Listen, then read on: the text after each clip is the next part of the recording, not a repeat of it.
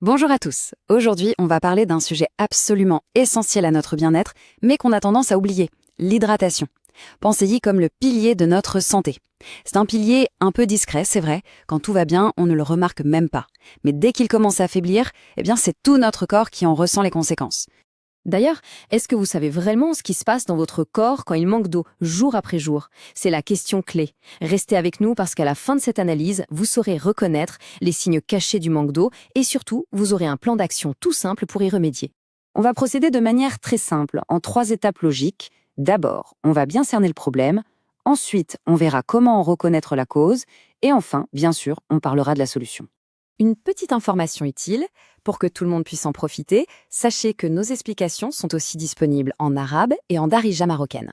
Avant de commencer, n'oubliez pas de vous abonner à la chaîne pour recevoir une nouvelle vidéo, de liker la vidéo, de laisser un commentaire et de partager, car votre soutien nous motive à vous proposer encore plus de conseils et d'informations utiles avec une meilleure qualité. Allez, on entre dans le vif du sujet avec notre première partie, le problème.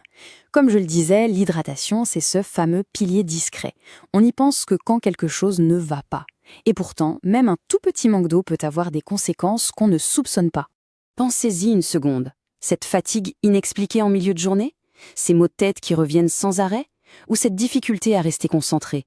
On a tendance à tout mettre sur le dos du stress ou du travail. Mais très souvent, la vraie cause, ce sont les premiers signes d'une déshydratation chronique. Ce sont les alertes que le corps nous envoie bien avant la sensation de soif intense. Et ce n'est pas juste une impression, c'est confirmé par des autorités de santé comme le CDC américain. Ils le disent clairement, le manque d'eau peut brouiller nos pensées, affecter notre humeur et même causer des problèmes bien plus sérieux comme la constipation ou les calculs rénaux. L'eau, c'est vraiment bien plus qu'une simple boisson pour étancher la soif. Bon, maintenant qu'on a vu le problème, passons à la deuxième partie, la cause. Ou plutôt, comment la reconnaître? Parce que la bonne nouvelle, c'est que notre corps nous envoie des signaux très clairs. Il suffit juste de savoir les interpréter. Alors, comment savoir si on boit suffisamment? Il y a un indicateur tout simple et incroyablement fiable, la couleur de l'urine. C'est aussi simple que ça, si elle est claire, couleur jaune paille, c'est un bon signe, le corps est bien hydraté. Par contre, si elle devient foncée, c'est un message direct, il est temps de boire de l'eau. D'accord, mais boire de l'eau, ça veut dire combien? Pour donner un ordre d'idée, l'Autorité européenne de sécurité des aliments recommande pour les hommes adultes une moyenne d'environ 2,5 litres par jour. Et pour les femmes adultes, la recommandation se situe plutôt autour de 2 litres par jour. Mais attention, ce ne sont que des repères. Ces chiffres prennent en compte toute l'eau qu'on absorbe, y compris celle des aliments. C'est une bonne base de départ. Parce qu'en réalité, nos besoins varient énormément. Par exemple, lorsqu'il fait chaud, ce qui est souvent le cas au Maroc, ou quand on fait du sport, le corps transpire et a besoin de beaucoup plus d'eau. C'est la même chose durant une grossesse ou en cas de fièvre. Il faut savoir s'adapter. Et tout ça nous amène logiquement à la troisième et dernière partie, la solution. L'idée, ce n'est pas juste de se forcer à boire plus. Non. L'objectif, c'est de boire mieux, de manière plus intelligente. Alors, quelle eau choisir? On a plusieurs options. L'eau du robinet, c'est pratique et économique, mais parfois le goût ou l'odeur peuvent déranger. L'eau en bouteille, c'est facile, mais ça représente un coût, du stockage et puis il y a l'impact écologique. Finalement, l'eau filtrée à la maison, c'est souvent le meilleur compromis pour avoir une qualité et un goût constant. Parce que c'est ça le secret, avoir accès à une eau de bonne qualité, avec un goût agréable, à n'importe quel moment.